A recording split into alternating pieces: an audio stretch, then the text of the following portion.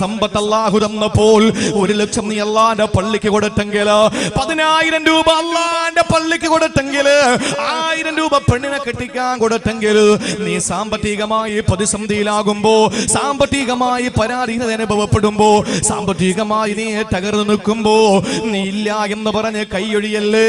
ഒരു 100 രൂപയെങ്കിലും എടുത്തു കൊടുക്കുക, ഒരു 10 രൂപയെങ്കിലും എടുത്തു കൊടുക്കുക. നിന്റെ കയ്യിലുള്ളത് എത്രയാണോ, നിന്നാലെ കൽപ്പിച്ചത്, നിന്റെ കയ്യിലുള്ള ചെറിയ സദഖ എടുത്തു കൊടുക്കുക.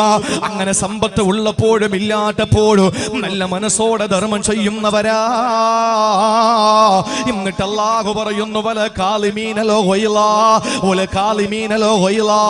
ദേഷ്യമടക്കുന്നവനാ, ദേഷ്യമടക്കാൻ കഴിയുന്നവനാ. സഹോദരങ്ങളെ, നമ്മളെ കൊണ്ട് കഴിയാത്ത കാര്യമാണ്. വീട്ടിൽ പോലും നമ്മൾ പ്രശ്നക്കാരാണ്. എന്തേ കുടുംബകലഹങ്ങൾ നടക്കുന്നത് എന്തുകൊണ്ടാ? സമൂഹത്തിൽ നിനക്ക് വിലയും നിലയും നഷ്ടപ്പെടുന്നത് എന്തുകൊണ്ടാ? ജമാഅത്തിന്റെ കമ്മിറ്റിയിൽ പ്രശ്നങ്ങൾ ഉണ്ടാകുന്നത് എന്തുകൊണ്ടാ? പൊതുസമൂഹത്തിൽ നിനക്ക് പ്രശ്നങ്ങൾ സംഭവിക്കുന്നത് എന്തുകൊണ്ടാ? നിനക്ക് ക്ഷമിക്കാൻ കഴിയാത്തത് കൊണ്ടല്ലേ. അതുകൊണ്ട് അല്ലാഹുവിന്റെ പരിശുദ്ധ ഖുർആൻ പറയുകയാണ്, ജനങ്ങളോട് ഉപകാരം ചെയ്യാൻ നിനക്ക് കഴിയണമെങ്കിൽ, അല്ലാഹു ഇഷ്ടപ്പെടുന്ന വിഭാഗത്തിൽ പെടാൻ നിനക്ക് കഴിയണമെങ്കിൽ, ദേഷ്യമടക്കാൻ നിനക്ക് കഴിയണം. സഹോദരങ്ങളെ, ദേഷ്യമടക്കലെന്നാ ഖുർആൻ പറഞ്ഞത്, ദേഷ്യപ്പെടാതിരിക്കണമെന്നല്ല ഖുർആൻ പറഞ്ഞത്. കാരണം എന്തുകൊണ്ടെന്നറിയോ? ദേഷ്യപ്പെടുക എന്നത് മനുഷ്യന്റെ സ്വഭാവമാണ്. ദേഷ്യപ്പെടാതിരിക്കുന്നവനാണെന്നല്ല അല്ലാഹു പറഞ്ഞത്. മറിച്ച് അല്ലാഹു പറഞ്ഞത്, ദേഷ്യം വരുന്നത് മനുഷ്യന്റെ പ്രകൃതിയാണ്. അങ്ങനെ ദേഷ്യം വരുമ്പോ ആ ദേഷ്യം പിടിച്ചു നിൽക്കാൻ നിനക്ക് സാധിക്കലാണ്, ആ ദേഷ്യം അടക്കു വെക്കാൻ നിനക്ക് സാധിക്കലാണ്. അങ്ങനെ ദേഷ്യമടക്കുന്നവനും മൂന്നാമതല്ല പറയുകയാണ്, ജനങ്ങൾക്ക് മാപ്പ് കൊടുക്കാൻ കഴിയുന്നവനുമാണ്. സഹോദരങ്ങളെ, ഈ 3 കാര്യങ്ങൾ ചെയ്യുന്നവനെ പറ്റി അല്ല പറഞ്ഞത് എന്താണ്? അവനാണ് മുഹ്സിന്, അവനാണ് ഗുണം ചെയ്യുന്നവന്, അവനാണ് സുഹൃതം ചെയ്യുന്നവനെന്ന് അല്ലാഹുവിന്റെ പരിശുദ്ധ ഖുർആൻ. അതുകൊണ്ട് എന്റെ ശബ്ദം ശ്രവിക്കുന്ന സഹോദരങ്ങളെ, അല്ലാഹു ഇഷ്ടപ്പെടുന്ന 8 കൂട്ടരിൽ ഒന്നാമന് മുഹ്സിനീങ്ങളാണ്. ആ മുഹ്സിനീങ്ങളിൽ പെടാൻ വേണ്ടിയിട്ട് ഖുർആൻ പറഞ്ഞത് എന്താണ്? നീ ഉള്ളപ്പോഴും ഇല്ലാത്തപ്പോഴും ഒരുപോലെ ധർമ്മം ചെയ്യലാണ്. ഉള്ളപ്പോൾ അതനുസരിച്ച് കൊടുക്കുന്നവനാണ്, ഇല്ലാത്തപ്പോൾ അതനുസരിച്ച് കൊടുക്കുന്നവനാണ്. അല്ലാതെ ഉള്ളപ്പോഴും നീ വാരിക്കോരെ കൊടുക്കാറുണ്ട്. നീ ഒരു സാമ്പത്തിക പ്രതിസന്ധി വരുമ്പോ, ഏതെങ്കിലുമൊക്കെ പ്രാരാബ്ദങ്ങൾ വരുമ്പോ, ഒരു തകർച്ച നിന്നെ വേട്ടയാടുമ്പോ നീ കൊടുക്കാതെ മാറി നിൽക്കുന്നവനല്ല. എന്തുകൊണ്ടാണ്? എനിക്ക് സമ്പത്ത് വരട്ടെ വരാതിരിക്കട്ടെ, സമ്പത്തിന്റെ ഉടമ ഞാനല്ല, പടച്ചവനാണ് എന്ന മനസ്സോടെ അല്ലാഹുവിന്റെ മാർഗത്തിൽ ധർമ്മം ചെയ്യുന്നവനാ. അതുപോലെ ദേശമടക്ക് വെക്കുന്നവനാ. മൂന്നാമത് ജനങ്ങൾക്ക് മാപ്പ് കൊടുക്കുന്നവനാ. ഇത് 3 ചെയ്യുന്നവനെ പറ്റി അല്ല പറഞ്ഞത് എന്താണ്? വല്ലാഹു യുഹിബ്ബുൽ മുഹ്സിനീൻ. ഈ 3 കാര്യം ചെയ്ത് ഇഹ്സാൻ നേടിയവന്, ഗുണവാനായി മാറിയവനുണ്ടല്ലോ, അവനോട് അല്ലാഹുവിന് വലിയ സ്നേഹമാണ്, ബഹുമാനമാണ്, ആദരവാണ്. അല്ലാഹു അവനെ വല്ലാതെ ഇഷ്ടപ്പെടുകയാണ് എന്ന് അല്ലാഹുവിന്റെ പരിശുദ്ധ ഖുർആൻ. നമുക്ക് കഴിയാത്തത് ഏതാണ് എന്റെ സഹോദരങ്ങളെ? ഒന്ന്, എന്റെ സഹോദരങ്ങളെ, നമ്മുടെ വീട്ടിൽ ആരെങ്കിലും ഒക്കെ വന്നിട്ട് കൈനീട്ടുമ്പോ, നിങ്ങൾക്കറിയോ, ഈ പെരുന്നാളിന് പോലും 1 ഗ്രാം ഇറച്ചി വാങ്ങാൻ കഴിയാത്ത പാവങ്ങളുണ്ട്. നിങ്ങൾ ചോദിക്കും, പെരുന്നാളിന് ഇറച്ചി വാങ്ങിയില്ലെങ്കിൽ പെരുന്നാളാവൂലേ? ഇറച്ചി വാങ്ങിയില്ലെങ്കിൽ പെരുന്നാളാവൂലേ? 1000 വട്ടം ഞാൻ പറയുന്നു, ഇറച്ചി വാങ്ങിയില്ലെങ്കിൽ പെരുന്നാളാവൂല. കൊച്ചു പെരുന്നാളാകും, ചെറിയ പെരുന്നാളാകും, പക്ഷെ ബലി പെരുന്നാളാവൂല. എന്തുകൊണ്ടാണ്? വിശുദ്ധ ഖുർആൻ തന്നെ പറഞ്ഞിട്ടുണ്ട്, നിങ്ങൾ ബലിയെറുക്കണം, അത് പാവപ്പെട്ടവന് വിനിയോഗിക്കണം. വിശുദ്ധ ഖുർആൻ പറഞ്ഞു, ഫസല്ലി ലിറബ്ബിക വൻഹർ, നീ എന്തു വേണം? അറുത്തു കൊടുക്കണം. അതാണ് ബലി പെരുന്നാൾ. വലിയ പെരുന്നാൾ എന്നല്ല, ബലി പെരുന്നാൾ എന്നാണ് എന്റെ പ്രിയപ്പെട്ട സഹോദരങ്ങളെ. അതുകൊണ്ട് ആരെങ്കിലും ഏതെങ്കിലും വീടിന്റെ ഉള്ളറകളിൽ പാവപ്പെട്ടവനെ കൊട്ടിമുട്ടുമ്പോൾ, കഥകിന് മുട്ടുന്ന സമയത്ത് സഹോദരിമാർക്കൊരു സ്വഭാവമുണ്ട്. അവര് പ്രത്യേകിച്ച് തൊപ്പി വെച്ചാലാണ് വരുന്നതെങ്കിൽ ഒന്നുകിൽ പിരിവിനാണെന്ന് മനസ്സിലാക്കും, അല്ലെങ്കിൽ ഏതെങ്കിലും എത്തിങ്ങാനൊക്കെയോ പള്ളിക്കോ പിരിവിനാണെന്ന് പറഞ്ഞിട്ട് അവര് കഥ കടക്കും. എന്റെ പ്രിയപ്പെട്ട സഹോദരങ്ങളെ, ഒന്ന് ആലോചിച്ച് നോക്ക്. ഒരാള് വീടിന്റെ മുമ്പിൽ വന്ന് വാതിൽക്കൽ മുട്ടിയാൽ പെണ്ണുങ്ങൾ അകത്തിരുന്ന് പറയുന്നത് എന്താണ്? ഇവിടെ ആരുമില്ല, ഇവിടെ ആരുമില്ല. അത് ശരിയാണോ തെറ്റാണോ? ഇവിടെ ആരുമില്ല. അതാണ് വീടിനകത്തിരിക്കുന്ന പെണ്ണുങ്ങളുടെ സ്ഥിരം ഭാഷ. എന്താ പറയുന്നത്? ഇവിടെ ആരുമില്ല. ശരിയാണോ തെറ്റാണോ? ഒരിക്കലും ഞാൻ തെറ്റാണെന്ന് പറയില്ല.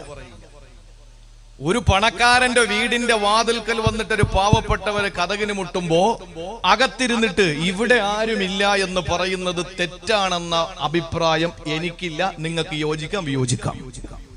എന്തുകൊണ്ടെന്ന് ചോദിച്ചാൽ ഞാൻ പറയും, അതിനകത്തിരിക്കുന്ന ആള് യഥാർത്ഥത്തിലും മനുഷ്യനല്ല. അതുകൊണ്ടാണ് പറയുന്നത് ഇതിനകത്ത് ആരുമില്ല. ശരിയാണ്, ആരുമില്ല. മനുഷ്യനായിട്ട് ആരും അതിനകത്തില്ല. മനുഷ്യനായിരുന്നെങ്കിലും തുറന്നേനെ. മനുഷ്യനാണെങ്കിൽ ആ കതകിന് മുട്ടിയവന്റെ കൈവെള്ളയിൽ ഒരു ദിർഹമെങ്കിലും, ഒരു ദീനാറെങ്കിലും, ഒരു നാണയത്തുട്ടെങ്കിലും വെച്ചു കൊടുത്തേനെ. കാരണം എന്താണ്? നമ്മൾ സുഭിക്ഷമായി ഭക്ഷണം കഴിക്കുമ്പോ വരുന്നു വലിപെരുന്നാൾ വരുന്നു. നമ്മൾ പലരും ഷെയർ ചേർന്നിട്ട് മൃഗങ്ങളെ ഇറക്കാറുണ്ട്. എന്നിട്ട് എന്താ ചെയ്യുന്നത്? എന്റെ ഷെയറാണ് 10 കിലോ ഇങ്ങോട്ട് വരട്ടെ എന്ന് പറയും. ആകെ 60-70 കിലോ ഉള്ള പോത്തായിരിക്കും.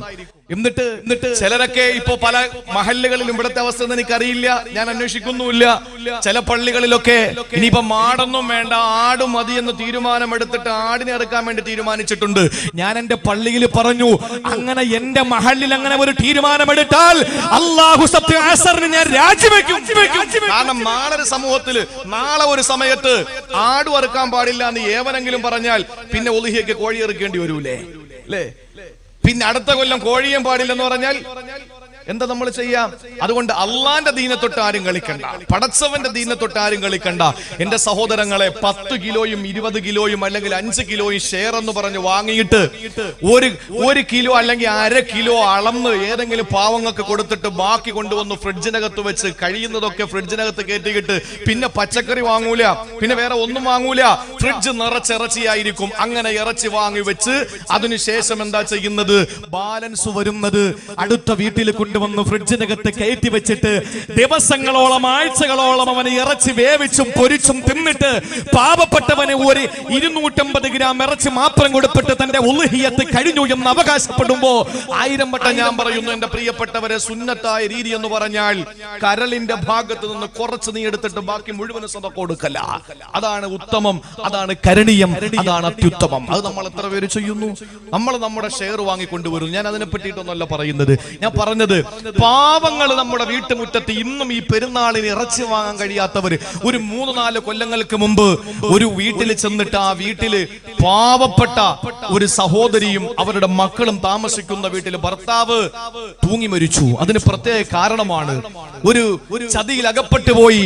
അദ്ദേഹത്തിന്റെ പണവും എല്ലാം പിടിച്ചു വാങ്ങിയിട്ട് ഒരു മലയാളിയായ സഹോദരനെ ചതിച്ചപ്പോൾ തന്റെ 7 കൊല്ലത്തെ ജീവിതത്തിൽ ഇനി ബാക്കിയൊന്നുമില്ല എന്ന് മനസ്സിലാക്കിയപ്പോൾ താൻ താമസിച്ച ആ റൂമിനകത്ത് കെട്ടിത്തൂങ്ങിയ മനുഷ്യൻ മരിച്ചു. ആ സഹോദരന്റെ ഭാര്യയും മക്കളും താമസിക്കുന്ന വീട്ടിൽ ചില സംഘടനാ പ്രവർത്തകര് ചെന്ന് നോക്കുമ്പോഴേക്കും അവിടെ ഈ വിശുദ്ധമായ പെരുന്നാളിന് 1/4 കിലോ കോഴിയിറച്ചി പോലും വാങ്ങിയിട്ടില്ല. നമ്മുടെ വീട്ടിന്റെ മുമ്പിൽ വന്ന് കൈനീട്ടുന്ന പാവങ്ങളെ അവഗണിച്ച് തള്ളുമ്പോ എന്റെ പ്രിയപ്പെട്ട സഹോദരങ്ങളെ ഒന്ന് ആലോചിക്കണം. നമ്മളെപ്പോലെ നമ്മളെപ്പോലെ സന്തോഷിക്കാനും നമ്മളെപ്പോലെ ആനന്ദിക്കാനും ഒക്കെ ആഗ്രഹിക്കുന്നവരാണ് അവരെ. നമ്മൾ മറന്നുപോകാൻ പാടില്ല. അതുകൊണ്ട് ഉള്ളപ്പോഴും ഇല്ലാത്തപ്പോഴും അതുപോലെ നമ്മൾ സദഖ കൊടുക്കുക. ഉള്ളപ്പോ 10,000 കൊടുത്തു, ഇല്ലാത്തപ്പോ 1000 കൊടുത്തു. അങ്ങനെ നമ്മൾ കൊടുക്കാൻ മനസ്സ് കാണിക്കണം. അള്ളാഹു ഭാഗ്യം തരട്ടെ. രണ്ടാമത് ദേഷ്യമടക്കണം. അതിന് നമുക്ക് കഴിയാതെ വന്നാൽ എന്റെ പ്രിയപ്പെട്ടവരെ, അതുകൊണ്ടല്ലേ ഇന്നിപ്പോ ആരെങ്കിലും എന്തെങ്കിലും ചെയ്തു കഴിഞ്ഞാൽ ഈ അടുത്ത സമയത്ത് ഒരു കുത്തു നടന്നു. ഡ്രൈവറുടെ വയറിൽ കുത്തിയിട്ട് കുടലെടുത്ത് പുറത്തിട്ടു. അതിന് കാരണം പത്രത്തിൽ എഴുതിയിരിക്കുന്നത് വായിച്ചാൽ എന്റെ പ്രിയപ്പെട്ടവരെ അത്ഭുതപ്പെട്ടു പോകും. ഒരു വാഹനം ഓടിച്ചു മുമ്പേ പോകുന്നവന് ഹോൺ അടിച്ചിട്ട് സൈഡ് കൊടുത്തില്ല എന്ന് മനസ്സിലാക്കിയിട്ട് കിട്ടിയ അവസരത്തിൽ ഓവർടേക്ക് ചെയ്ത് അവന്റെ മുമ്പിൽ കൊണ്ടുവന്ന് വണ്ടി സഡൻ ബ്രാക്കിട്ട് നിർത്തിയിട്ട് അവൻ ഡോർ തുറന്ന് പുറത്തിറങ്ങിയിട്ട് ഈ വാഹനത്തിൽ ഇരിക്കുന്ന ഡ്രൈവറെ പിടിച്ച് പുറത്തിറക്കിയിട്ട് കടാരെടുത്ത് ഒറ്റ കുത്താ വയറ്റില്. എന്താ കാരണം? ഞാൻ ഹോൺ അടിച്ചിട്ട് സൈഡ് തന്നില്ല. അല്ലേ? ദേഷ്യമടക്കാൻ നമ്മളെ കൊണ്ട് കഴിയുന്നില്ല. അത് ഏറ്റവും വലിയ പരാജയമാണ്. മൂന്നാമത്തേത്, ജനങ്ങൾക്ക് മാപ്പ് കൊടുക്കണം. ഏറ്റവും നല്ല മഹത്വമായ, ഏറ്റവും നല്ല മഹിതമായ ഒരു ചരിത്രമുണ്ട് എന്റെ സഹോദരങ്ങളെ. മഹാനായ പ്രവാചകൻ നബി മുഹമ്മദ് മുസ്തഫ സല്ലല്ലാഹു അലൈഹി വസല്ലമ തങ്ങളുടെ പൊന്നുമോൾ ഫാത്തിമത്തുസ് സഹ്റ റളിയല്ലാഹു തആല അൻഹുടെ പൊന്നുമോനെ ഹുസൈനും ഹസനും അറിയാത്തവരുണ്ടോ? ഹസൻ ഹുസൈൻ റളിയല്ലാഹു അൻഹുമാ അറിയാത്തവരുണ്ടോ? സയ്യിദാ ശബാബി അഹ്ലിൽ ജന്ന, സ്വർഗ്ഗത്തിലെ യുവാക്കളുടെ നേതാവാണെന്ന് വിശേഷിപ്പിച്ച, നാളെ സ്വർഗ്ഗത്തിൽ അല്ലാഹുവിന്റെ റസൂൽ പരിചയപ്പെടുത്തിയത്, നാളെ അനുഗ്രഹീതമായ സ്വർഗ്ഗമുണ്ടല്ലോ, കൈകൊണ്ട് തൊട്ടാൽ പൊട്ടിച്ചിരിക്കുന്ന മണിവീണ കമ്പികളുടെ നാദം കൊണ്ട് മുഖരിതമായ അല്ലാഹുവിന്റെ സുഖലോലുപ പറുദീസയുടെ ഉള്ളറകളിൽ നേതാക്കന്മാരായ യുവാക്കളുടെ പ്രതിനിധികളായി കടന്നു വരുന്ന രണ്ടുപേരാണ് ഹസൻ ഹുസൈൻ റളിയല്ലാഹു അൻഹുമാ. അതിൽ ഹുസൈൻ റളിയല്ലാഹു അൻഹുവിന്റെ പൊന്നുമോനാണ് സൈനുൽ ആബിദീൻ തങ്ങൾ. മറക്കാൻ നമുക്ക് കഴിയുമോ? ചരിത്രത്തിന്റെ താളുകളിൽ എന്റെ പ്രിയപ്പെട്ടവരെ ചരിത്രം രചിച്ചു പോയ ഒരു വലിയ നേതാവിന്റെ കഥയാണ് പറയുന്നത്. സൈനുൽ ആബിദീൻ റളിയല്ലാഹു തആല അൻഹു സഹോദരങ്ങളെ വെള്ളമൊഴിച്ചു കൊടുക്കാൻ, ഖിദ്മത്തെടുത്തു കൊടുക്കാൻ സെർവന്റായി, വേലക്കാരിയായി, ജോലിക്കാരിയായി, അടിമ സ്ത്രീയായി ഒരു പെണ്ണുണ്ടായിരുന്നു. സൈനുൽ ആബിദീൻ തങ്ങൾക്ക് വെള്ളം ചൂടാക്കി കൊടുക്കുന്നതാ പെണ്ണ. സൈനുൽ ആബിദീൻ തങ്ങൾക്ക് ആവശ്യമായതല്ല അരികിലേക്ക് കൊണ്ടെത്തിച്ചു കൊടുക്കുന്നതാ അടിമ പെണ്ണ. സഹോദരങ്ങളെ, മഹാനായ സൈനുൽ ആബിദീൻ തങ്ങൾ ഒളിവെടുത്തു കൊണ്ടിരിക്കുമ്പോ ആ പെണ്ണ് ഓടി വന്നിട്ട് വെള്ളം ഒഴിച്ചു കൊടുക്കുകയാ. ഒരു വലിയ പാത്രത്തിൽ, വലിയ കൂജയിൽ വെള്ളം ഒഴിച്ചു കൊടുക്കുകയാ. ആ പാത്രം എപ്പോഴോ സഹോദരിയുടെ കയ്യിൽ നിന്ന് നിലത്ത് വീഴുകയാ. ആ നിലത്ത് വീഴുന്നതായ കൂജ എവിടെയാ വീണതെന്നറിയോ? നിലത്തിരുന്ന് ഒളിവ് ചെയ്യുന്ന സൈനുൽ ആബിദീൻ തങ്ങളുടെ തലയിലേക്ക് വീഴുകയാണ്. സുബ്ഹാനല്ലാഹ്, വെള്ളത്തോടുകൂടി ആ പാത്രം സൈനുൽ ആബിദീൻ തങ്ങളുടെ തലയിലേക്ക് വീണപ്പോ സൈനുൽ ആബിദീൻ തങ്ങളെ അടിമപ്പെണ്ണിനേക്കൊന്ന് തുറച്ചു നോക്കി. അടിമപ്പെണ്ണിന്റെ മുഖത്തേക്കൊന്ന് തുറച്ചു നോക്കിയിട്ട് ആ പെണ്ണിനെ വല്ലാതെ ഒരു നോട്ടമൊന്ന് നോക്കി.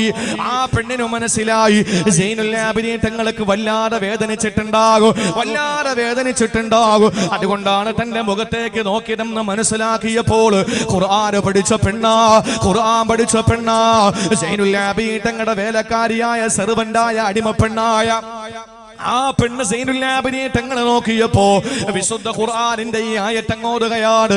സൈനുൽ ആബിദീൻ തങ്ങളുടെ മുഖത്ത് നോക്കിയിട്ട് ആ പെണ്ണോതുകയാണ്,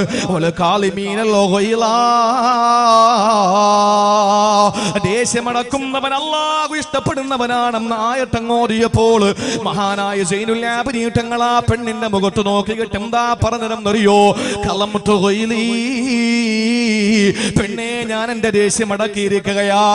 ആ പെണ്ണിനോട് അങ്ങനെ പറഞ്ഞപ്പോ സൈനുൽ ആബിദീൻ തങ്ങൾ മറുപടി കൊടുത്തപ്പോൾ പെണ്ണ് വീണ്ടും പറയുകയാണ്, തങ്ങളെ, നിങ്ങൾ ഇപ്പോൾ ദേഷ്യം അടക്കിയാൽ പോരാ, പിന്നീട് ഇതിന്റെ പേരിൽ നിങ്ങൾ എന്നെ മർദ്ദിക്കല്ലേ, ഇതിന്റെ പേരിൽ നിങ്ങൾ എന്നെ ഓർത്തോർത്തു മർദ്ദിക്കല്ലേ എന്നർത്ഥം വരുന്ന രീതിയിൽ ആ പെണ്ണടുത്തായ തോടുകയാണ്.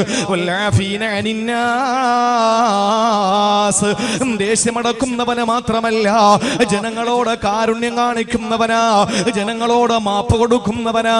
ഇത് പറഞ്ഞപ്പോൾ മഹാനായ സൈനുൽ ആബിദീൻ തങ്ങൾ പറഞ്ഞു, അഫൗതു അങ്കി, പെണ്ണേ, നിനക്ക് ഞാൻ മാപ്പ് തന്നിരിക്കുകയാ. ഇത് രണ്ടും പറഞ്ഞപ്പോൾ ആ പെണ്ണിനൊരു അവസരമായല്ലോ. ആ പെണ്ണടുത്തായ തോറുകയാണ്, വല്ലാഹു യുഹിബ്ബുൽ മുഹ്സിനീൻ, അല്ലാഹു മുഹ്സിനീങ്ങളോട് സ്നേഹമുള്ളവനാ, അല്ലാഹു മുഹ്സിനീങ്ങളോട് ഇഷ്ടമുള്ളവനാണെന്ന് ആയ തോതിയപ്പോൾ മഹാനായ സൈനുൽ ആബിദീൻ തങ്ങൾ പറഞ്ഞെന്തെന്നറിയോ? അന്തി ഹുർറത്തുല്ലി വജ്ഹില്ലാ, പെണ്ണെ, അല്ലാഹുവിന്റെ മാർഗ്ഗത്തില് അല്ലാഹുവിന്റെ പരിബലം കാംക്ഷിച്ചുകൊണ്ട് നിന്നെ ഞാൻ ഇതാ സ്വതന്ത്രയാക്കിയിരിക്കുകയാ. ഇന്ന് മുതൽ നീ അടിമ പെണ്ണല്ല, ഇന്ന് മുതൽ നീ സ്വതന്ത്രയാണ്. പാരമ്പര്യത്തിന്റെ എല്ലാ ചങ്ങലകളും പൊട്ടിച്ചെറിഞ്ഞുകൊണ്ട് നീ സ്വതന്ത്രയായിരിക്കുകയാണ്. ഇന്ന് നീ സ്വാതന്ത്ര്യമുള്ളവളാണ്. ഇനി നിന്നെ നോക്കൽ എനിക്ക് നിഷിദ്ധമാണ്. ഇനി നിനക്ക് എന്നെ തൊടാൻ കഴിയില്ല. നിന്നെ ഞാൻ മോചിപ്പിച്ചിരിക്കുകയാ. സഹോദരങ്ങളെ, ചിന്തിക്കണേ, വിശുദ്ധ ഖുർആനിന്റെ ഒരായത്ത് കൊണ്ട് ഒരു പെണ്ണിന് ഖുർആൻ ആയത്ത് മനപ്പാടമാണ്. ആ ഖുർആനിന്റെ പാഠം ആ പെണ്ണിന് മനപ്പാടമാണ്. അത് മറ്റൊരു സംഭവം മാത്രമല്ല, സൈനുൽ ആബിദീൻ തങ്ങളുടെ മനസ്സിന്റെ ഉള്ളറകളിൽ ഖുർആനെ സ്വാധീനിച്ചത് അത്രമാത്രമാണ്. ആയത്തോതിയപ്പോൾ ആ ഖുർആനിന്റെ ആയത്ത് കൊണ്ട് ഒരു പെണ്ണിനെ മോചിപ്പിക്കാൻ മാത്രം മനസ്സ് വന്നു പോയ സൈനുൽ ആബിദീൻ തങ്ങളാണ്. സഹോദരങ്ങളെ, നമുക്കിതിന് കഴിയുമോ? നമ്മുടെ വീട്ടിലെ ഏതെങ്കിലും ആവശ്യത്തിന് നമ്മുടെ ഭാര്യയോട് എന്തെങ്കിലും കൊണ്ടുവരാൻ പറഞ്ഞു. ഒരു പാത്രം വെള്ളം എടുത്തു കൊണ്ടുവരുമ്പോ അവളുടെ കയ്യിൽ നിന്ന് പാത്രം നമ്മുടെ നിലത്ത് വീണു, കയ്യിലോ കാലിലോ വീണു. ആ സമയത്തെങ്ങാനും അവളെ ഞാനും നിങ്ങളെ തറപ്പിച്ചെന്ന് നോക്കിയാൽ, തുറിച്ചെന്ന് നോക്കിയാൽ, ആ പെണ്ണുടനെ ആയത്തെങ്ങാനും ഓതിയാൽ, അവളായത്തോതിയാൽ, ഒന്ന് ആലോചിച്ച് നോക്ക്, അവളായത്തോതിയാൽ ഒന്നാമത്തെ കാര്യം അവക്കത് അറിയില്ല, അതവക്ക് ഓതാൻ അറിയില്ല. രണ്ട്, ഇനി അവൾ ഓതുന്നവളാണെങ്കിൽ തന്നെ നമ്മൾ എന്താ പറയാ, കാലില് പാത്രം തള്ളിയിട്ടിട്ട് ഖുർആൻ ഓതുന്നോടി എന്ന് വെച്ചിട്ട് ഒന്നുകൂടെ നമ്മൾ കൊടുക്കും. തലയിൽ പാത്രം എടുത്തെറിഞ്ഞിട്ട് നീ ഖുർആൻ ഓതുന്നോ എന്ന് ചോദിച്ചിട്ട് നമ്മൾ ഒന്നുകൂടെ അധികം കൊടുക്കും. സൈനുൽ ആബിദീൻ തങ്ങളുടെ ശരീരത്തിലേക്ക് വീണ വെള്ളപാത്രം ഒന്നിങ്ങനെ തുറച്ചു നോക്കി, ഞാൻ ദേഷ്യം അടക്കി. ഇപ്പൊ അടക്കിയാ പോരാ, പിന്നീട് ഇതിന്റെ പേരിൽ എന്നെ ഉപദ്രവിക്കരുത്. അദ്ദേഹം പറഞ്ഞു ആഫൗത്തോങ്കി, മാപ്പാക്കി, ഇനി ഇതിനെപ്പറ്റി ചോദ്യമില്ല. അപ്പൊ ഒരു അവസരമല്ലേ കിട്ടിയത്. അവള് പറഞ്ഞു വല്ലാഹു യുഹിബ്ബുൽ മുഹ്സിനീൻ, അങ്ങനെ കൂടി അല്ലാഹ് പറഞ്ഞിട്ടുണ്ട്. എന്നാ ശരി, അന്തി ഹുറത്തുൽ വജ്ഹില്ലാഹ്, നിന്നെ ഇതാ മോചിപ്പിച്ചിരിക്കാൻ. അതുകൊണ്ട് മുഹ്സിനീങ്ങളിൽ പെടാൻ എന്റെ പ്രിയപ്പെട്ടവരെ, ഒന്ന്, ഉള്ളപ്പോഴും ഇല്ലാത്തപ്പോഴും ഉള്ളതുപോലെ സദഖ കൊടുക്കുക. രണ്ട്, ദേഷ്യം അടക്കണം. മൂന്ന്, ജനങ്ങൾക്ക് മാപ്പ് കൊടുക്കണം.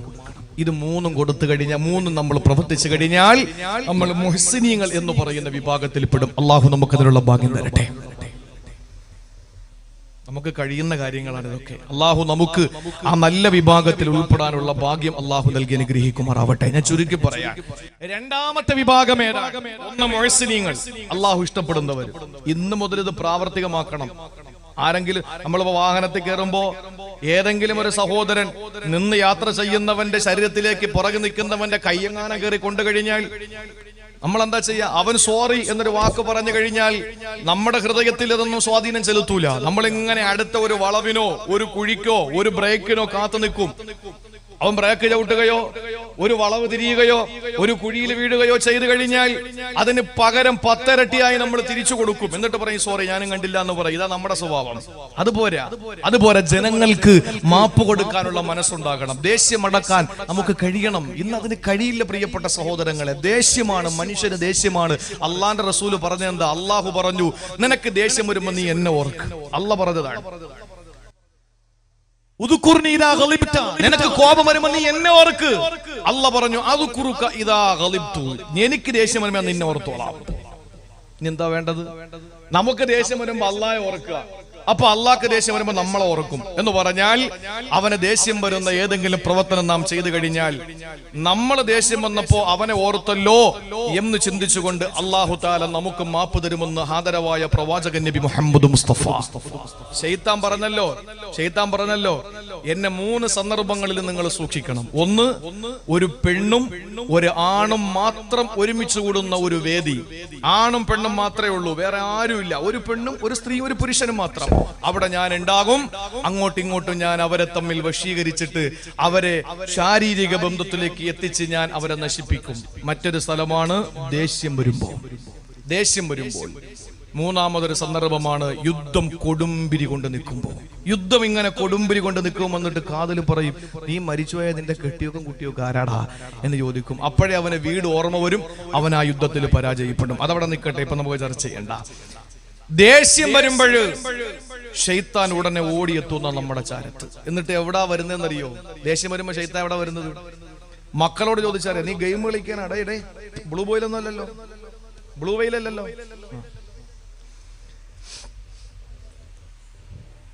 ദേഷ്യം വരുമ്പോ ശൈത്താൻ എവിടെയാ പ്രവർത്തനം നടത്തുന്നതെന്നറിയോ? എവിടെയാണ്? ഹൃദയത്തിലും തലച്ചോറിലൊന്നും അല്ല. രണ്ടുപേരും സ്കൂളിൽ വെച്ച് വഴക്കൂടി. നിങ്ങൾ സ്കൂളിൽ വെച്ച് വഴക്കൂടുമ്പോ മക്കള് എന്താ പറയുന്നത്? എവിടെ തൊടാനാ പറയുന്നത്? ചുണ ഉണ്ടെങ്കിൽ എവിടെ തൊടാനാ?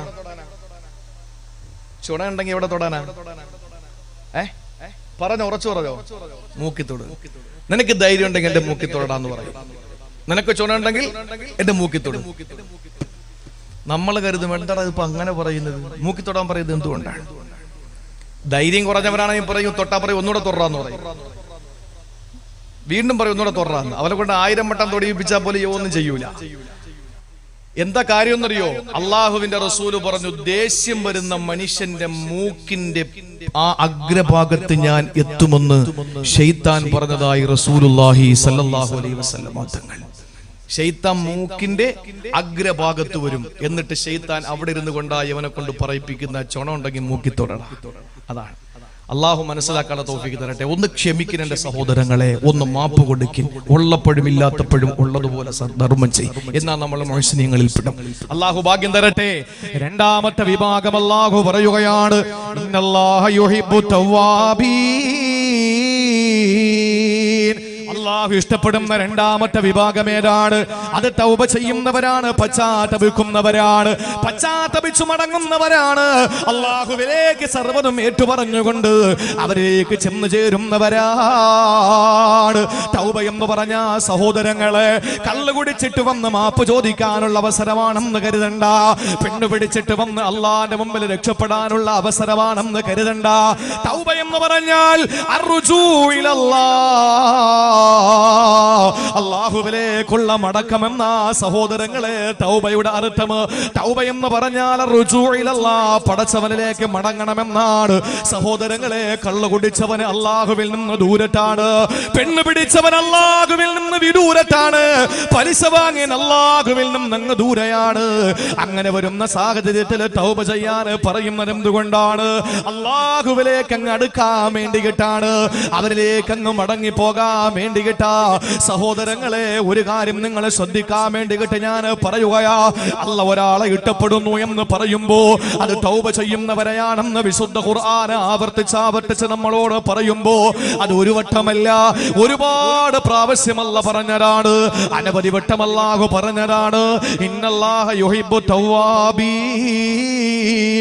അല്ലാഹു തൗബ ചെയ്യുന്നവരെ ഇഷ്ടപ്പെടുന്നു എന്ന് പറഞ്ഞ സഹോദരങ്ങളെ, ഞാനൊരു പെണ്ണിനെ ഇഷ്ടപ്പെട്ട് കഴിഞ്ഞാ, നിങ്ങളൊരു പെണ്ണിനെ ഇഷ്ടപ്പെട്ട് കഴിഞ്ഞാൽ, ഒരു പെണ്ണൊരു ചെറുപ്പക്കാരനെ ഇഷ്ടപ്പെട്ട് കഴിഞ്ഞാൽ, സഹോദരങ്ങളെ കാലഘട്ടം അറിയുമല്ലോ, ഒരു പെണ്ണിനൊരു ചെറുപ്പക്കാരനോട് വല്ലാത്ത സ്നേഹം വന്നു കഴിഞ്ഞാൽ ആ പെണ്ണ് പിന്നെ ഉറക്കമില്ലാത്ത രാവുകളാണ്. ആ പെണ്ണിന് ഉറക്കമില്ല, രാത്രി മുഴുവനും ഉറക്കമുളച്ചിരിക്കുകയാ. അതുപോലെ പകല് ഭക്ഷണമില്ല, അന്നപാനീയങ്ങൾ ഉപേക്ഷിച്ചുകൊണ്ട്, ഉറക്കം ഉപേക്ഷിച്ചുകൊണ്ട് രാവുന്നില്ല പകലുന്നില്ല തന്റെ പ്രേമവാദനത്തിനെ കാത്തിരിക്കുകയല്ലേ. ഊണില്ല, ഉറക്കമില്ല, മനസ്സിനകത്ത് മുഴുവനും തന്റെ കാമുകനാണ്, മനസ്സിനകത്ത് മുഴുവനും തന്റെ കാമുകയാണ്. ഒരു കാര്യം എന്റെ സഹോദരങ്ങളെ, ഇതുമായി കമ്പയർ ചെയ്യാൻ പാടില്ല എങ്കിലും മനസ്സിലാക്കാൻ വേണ്ടിയിട്ട് ഞാൻ നിങ്ങളോട് പറയുകയാണ്. അല്ലാഹു തൗബ ചെയ്യുന്നവരെ ഇഷ്ടപ്പെടുന്നു എന്ന് പറയുമ്പോ, അല്ലാഹു പശ്ചാത്തപിക്കുന്നവരെ ഇഷ്ടപ്പെടുമെന്ന് പറയുമ്പോ, സഹോദരങ്ങളെ ചിന്തിക്കണേ. ഒരാളെ സംബന്ധിച്ചിടത്തോളം മറ്റൊരാളെ ഇഷ്ടപ്പെട്ട് കഴിഞ്ഞാൽ രാവും പകലുമില്ലാതെ കാത്തിരിക്കുമല്ലോ, രാവും പകലുമില്ലാതെ കാത്തിരിക്കുമല്ലോ. ഇവിടെ അല്ലാഹു ഒരു മനുഷ്യനെ ഇഷ്ടപ്പെടുന്നു എന്ന് പറഞ്ഞു കഴിഞ്ഞാൽ അല്ലാഹു രാത്രിയെന്നില്ല പകലെന്നില്ല ഈ ഇഷ്ടപ്പെടുന്ന തൗബ ചെയ്ത് മടങ്ങുന്നവനെ കാത്തിരിക്കുകയാണത്രേ. ഇമാം മുസ്ലിം റഹിമഹുല്ലാഹ് റിപ്പോർട്ട് ചെയ്ത ഹദീസിൽ കാണാം, അല്ലാഹുവിന്റെ റസൂൽ പറയുകയാണ്, ഇന്നല്ലാഹ യബ്സുതു യദഹു ബില്ലൈൽ. പടച്ചതമ്പുരാൻ പാതിരാത്രി തന്റെ കരങ്ങൾ നീട്ടി കാത്തിരിക്കുകയാണ്. അല്ലാഹു പാതിരാത്രിയില് തന്റെ കരങ്ങൾ നീട്ടിയിട്ട് കാത്തിരിക്കുകയാണ്. ആരെയാണ് കാത്തിരിക്കുന്നതെന്നറിയോ? ലിയതൂബ മുസിഅന്നഹാർ. പകൽ നേരം പാപം ചെയ്ത മനുഷ്യന്റെ പാപപരിഹാരത്തിന് വേണ്ടി, പാപമോചനത്തിന് വേണ്ടിയിട്ട് പടച്ചതമ്പുരാൻ തന്റെ കരങ്ങൾ നീട്ടിയിട്ട് പാതിരാത്രി കാത്തിരിക്കുമെന്ന് കാരുണ്യത്തിന്റെ തിരുദൂതർ നബി മുഹമ്മദ് മുസ്തഫ നബി തങ്ങൾ പറഞ്ഞു നിർത്തുന്നില്ല. ഇന്നല്ലാഹ യബ്സുതു യദഹു ബിന്നഹാർ. പകൽ നേരങ്ങളിൽ അല്ലാഹു കാത്തിരിക്കുകയാണ്, അല്ലാഹു കാത്തിരിക്കുകയാണ്. ആരെയാണ്? ലിയതൂബ മുസിഅല്ലൈൽ. പാതിരാത്രികൾ തിന്മ ചെയ്യുന്നവരെ, ആരുമറിയാതെ പാതിരാത്രികളെ തിന്മകളെ ചെയ്തവരെ, തെറ്റുകൾ ചെയ്തു കൂട്ടിയവരെ, പാതിരാത്രി നിന്റെ തിന്മകളൊക്കെ പരിഹാരം കാണാ പകൽ നേരത്തെ പടച്ചതമ്പുരാനെ കാത്തിരിക്കുകയാണ്. അല്ലാഹു തൊട്ടോളം ഇഷ്ടപ്പെടുന്ന ഒരാളെ വേറെയുണ്ടോ? സഹോദരങ്ങളെ, നമുക്കറിയുമല്ലോ, ഈ ആലപ്പുഴ ജില്ലയിലെ പുറക്കാട് ഏതെങ്കിലും ഒരു ഹൈന്ദവ സഹോദരൻ ഇസ്ലാമിലോട്ട് കടന്നു വന്നാൽ, ഒരു ക്രൈസ്തവ സഹോദരൻ ഇസ്ലാമിലോട്ട് കടന്നു വന്നാൽ, സഹോദരൻ സഹോദരങ്ങളെ, ആ മനുഷ്യന്റെ സ്ഥാനം എത്ര വലുതാണ്. ആ മനുഷ്യൻ ഇന്നലെ വരെ ഹൈന്ദവനായിരുന്നു, ക്രൈസ്തവനായിരുന്നു. ഇന്ന് അല്ലാഹുവിന്റെ വിശുദ്ധമായ ദീനിലോട്ട് കടന്നു വന്നിരിക്കുകയാ, സത്യപ്രസ്ഥാനത്തിലോട്ട് കടന്നു വന്നിരിക്കുകയാ. ലാ ഇലാഹ ഇല്ലല്ലാഹു മുഹമ്മദുർ റസൂലുള്ളാഹ് ഇന്ന് കലിമയുടെ വക്താവായി മാറിയിരിക്കുകയാണ്. ആ പൊതുവിശ്വാസിയോട് എന്ത് സ്നേഹമാണ് മുസ്ലിമീങ്ങൾ കാണിക്കുന്നത്, എന്ത് ആദരവാണ് കാണിക്കുന്നത്. സഹോദരങ്ങളെ, ഒരു പൊതുവിശ്വാസിയോട് ഒരാൾക്ക് ഉണ്ടാകുന്ന സ്നേഹം എത്ര വലുതാണ്. അവൻ അല്ലാഹു സ്നേഹിക്കുന്ന സ്നേഹം എത്ര വലുതാ. ഒരു പൊതുവിശ്വാസിയെ നമ്മളാരെ ചീത്ത പറയാറില്ല. ഇന്നലെ വരെ ശിർക്കിന്റെ കോട്ടകപ്പുളങ്ങളിൽ നിന്ന് കടന്നു വന്ന് ഇന്ന് അല്ലാഹുവിന് വേണ്ടി നിരശിരസ് കൊണ്ടുവന്ന് നിലത്ത് വെച്ച് സുജൂദ് ചെയ്യുന്ന ഒരു മുസ്ലിമായ സഹോദരനോട് നമുക്കെന്ത് ബഹുമാനമാ, എന്താദരവാ പ്രിയപ്പെട്ടവര്. എന്നാ നിങ്ങൾക്കറിയോ, അള്ളാന്റെ പരിശുദ്ധമായ ദീനിലോട്ടൊരു അമുസ്ലിമായ സഹോദരനെ കടന്നു വരുമ്പോ അവനോട് പടച്ചവനുള്ള സ്നേഹം എത്ര വലുതാണ്. അതിനേക്കാളും 100 കോടി സ്നേഹം വലുതാണ് ഒരാള് മുസ്ലിമായ ഒരാള് പശ്ചാത്തപിച്ച് റബ്ബിലേക്ക് മടങ്ങുമ്പോഴെന്ന് മഹാരഥന്മാരായ ഉലമാക്കള് പഠിപ്പിക്കുകയാണ്. ഇസ്ലാമിലോട്ട് കടന്നു വന്ന ഒരാളിനോട് അള്ളാഹു എത്ര സ്നേഹം കൊടുക്കുമോ അതിന്റെ 100,000 ഇരട്ടിയാണ് മുസ്ലിമായ ഒരു മനുഷ്യൻ പശ്ചാത്തപിച്ച് അള്ളാഹുവിലേക്ക് മടങ്ങുമ്പോ. എന്താ കാരണം എന്നറിയോ? യവൻ ഇന്നലെ വരെ അള്ളാഹയെ അറിയാത്തവനായിരുന്നു, പടച്ചോൻ അറിയാത്തവനായിരുന്നു. അതിൽ നിന്ന് അറിയുന്ന അവസ്ഥയിലേക്ക് അവൻ എത്തപ്പെട്ടു. ആദ്യത്തേത് പൊതുവിശ്വാസി. ഇന്നലെ വരെ അള്ളാഹയെ പറ്റി അറിയില്ലായിരുന്നു. അള്ളാഹയെ പറ്റി മനസ്സിലാക്കിയപ്പോൾ, ഏകനായ ദൈവത്തെ പറ്റി മനസ്സിലാക്കിയപ്പോൾ ആ ഏകദൈവ വിശ്വാസിയായ മനുഷ്യൻ മാറി. ഇപ്പൊ അള്ളാഹയെ നല്ലതുപോലെ അറിയാം. ഇന്നലെ വരെ അള്ളാഹയെ അറിയില്ലായിരുന്നു. അപ്പൊ അറിയാത്ത അവസ്ഥയിൽ നിന്ന് അറിയുന്ന അവസ്ഥയിലേക്ക് അവൻ എത്തപ്പെട്ടു. ആ ഒരു അവസ്ഥക്ക് റബ്ബിന് അവരോടുള്ള സ്നേഹം എത്ര വലുതാണ്. അതിന്റെ ഇരട്ടി സ്നേഹമാണ് അള്ളാഹുവിനെ അറിയുന്ന അവസ്ഥയിൽ നിന്ന് അവൻ ഇഷ്ടപ്പെടുന്ന അവസ്ഥയിലേക്ക് എത്തിച്ചേരുമ്പോൾ. കാരണം എന്താണ്? ഇന്നലെയും അള്ളാഹുവിനെ അവൻ അറിയാമായിരുന്നു, പക്ഷേ ഇപ്പൊ അങ്ങനെയല്ല. അറിയുന്നതോടൊപ്പം തന്നെ അല്പം കൂടി ചേർന്നിരിക്കുകയാണ്. തൗബ ചെയ്ത് റബ്ബിലേക്ക് അങ്ങ് മടങ്ങി. എത്ര വലിയ സ്നേഹമാണെന്നറിയോ? അള്ളാഹു നമ്മൾ ചെയ്ത തിന്മകൾ പുറത്തു തരാൻ വേണ്ടിയിട്ട് രാത്രിയും പകലും കൈനീട്ടി കാത്തിരിക്കുക. നമ്മളാണെങ്കിലോ ഇപ്പൊ സമയമില്ല പടച്ചോനെ, പിന്നെ ആവട്ടെ എന്നാണ്. നിസ്കാരം കഴിഞ്ഞിട്ട് ഫർള് നിസ്കാരങ്ങൾക്ക് ശേഷമുള്ള സമയം വളരെ വിലപ്പെട്ട സമയമാണ്. ആ സമയത്ത് നമ്മൾക്ക് ചോദിക്കാനുള്ളത് ചോദിക്കാനും പശ്ചാത്തപിക്കാൻ കഴിയുന്നതൊക്കെ പശ്ചാത്തപിച്ചു മടങ്ങാനും കിട്ടുന്ന അവസരം. നമ്മൾ എന്താ ചെയ്യാ? നിസ്കാരം കഴിയും, സലാം വീട്ടും, പെട്ടെന്ന് ചാടി എഴുന്നേക്ക്. നമ്മൾ പറയും ഇത്ര എന്നെ കൊണ്ട് പറ്റുള്ളൂ, വേണമെങ്കിൽ പിടിച്ചാൽ മതി പടച്ചോനെ എന്ന് പറഞ്ഞിട്ട് ഒരൊറ്റ ഓട്ടമാണ്. നമ്മൾ പറയുന്നത് എന്താ? അള്ള പുറകെ വിളിക്കാൻ. ചോദിക്കും മോനെ, എന്ത് വേണോ ചോദിച്ചാൽ ഞാൻ തന്നേക്കാം. നമ്മൾ പറയുന്നത് ഇപ്പൊ സമയമില്ല, ഞാൻ പിന്നെ ചോദിച്ചോളാം. ഇതല്ലേ നമ്മുടെ അവസ്ഥ. എന്റെ പ്രിയപ്പെട്ട സഹോദരങ്ങളെ, അള്ളാഹുവിലേക്ക് പശ്ചാത്തപിച്ചു മടങ്ങാൻ കഴിഞ്ഞാൽ അള്ളാഹുവിന് നമ്മോടുള്ള സ്നേഹം എത്ര വലുതാണ്. ഒരു ഉദാഹരണത്തിലൂടെ റസൂലുള്ള പരിചയപ്പെടുത്തുക. നമ്മളിപ്പോ വാഹനം ഓടിച്ചു പോകുന്നു, നല്ല മഴയുണ്ട്, കോരിച്ചൊഴിയുന്ന മഴയാണ്, കറണ്ടില്ല. നമ്മൾ വാഹനം ഓടിച്ചു പോയി അങ്ങനെ പോകുന്ന വഴിയിലാണ് നമ്മുടെ 2 വീലർ ആണെന്ന് സങ്കല്പിക്കുക. ആ 2 വീലറിന്റെ ടയർ പഞ്ചറായി പോയി. പാതിരാത്രിയാണ്. ഇനി കടകൾ തുറന്നിരിക്കുമോ എന്നുള്ള കാര്യം സംശയമാണ്. നല്ല കോരിച്ചൊഴിയുന്ന മഴയുണ്ട്, പാതിരാത്രിയാണ്, പരിചയമില്ലാത്ത സ്ഥലമാണ്. നമ്മളെ 2 വീലറിലെ കാറ്റാണെങ്കിലോ ടയർ പഞ്ചറായി. നമ്മുടെ മനസ്സിന്റെ വിഷമം എത്ര വലുതാണ്. അയാൾ ഇങ്ങനെ സങ്കടപ്പെട്ട് വണ്ടിയിൽ നിന്ന് ഇറങ്ങിയിട്ട്, ബൈക്കിൽ നിന്ന് 2 വീലറിൽ നിന്ന് ഇറങ്ങിയിട്ട് ആ മനുഷ്യൻ ഒന്ന് മാറി നിൽക്കുമ്പോഴുണ്ട് ഒരു ചെറിയ എണ്ണവിളക്കിന്റെ വെട്ടം കാണുന്നു.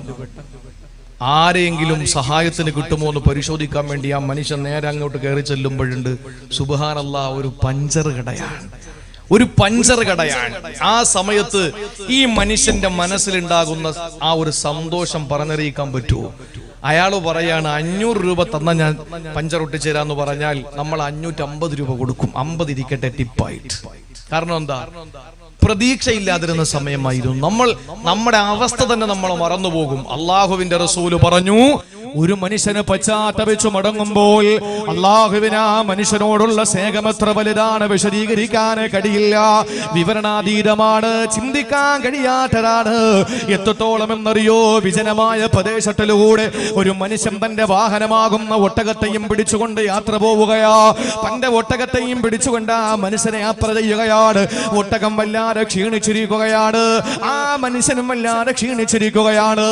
ഒട്ടകപ്പുറത്താണെങ്കിലോ തന്റെ ഭക്ഷണമുണ്ട്, വസ്ത്രമുണ്ടില്ല, റെഡിയാക്കി വെച്ചിരിക്കുകയാ.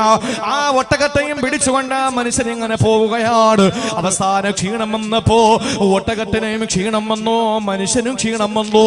ആ സമയത്ത് ഒട്ടകത്തെ മേയാൻ വിട്ടിട്ട് ആ മനുഷ്യനൊരു വൃക്ഷത്തിന്റെ ചുവട്ടിൽ ഇങ്ങനെ വിശ്രമിക്കുകയാണ്. ആ സമയത്തങ്ങ് ഉറങ്ങിപ്പോയി.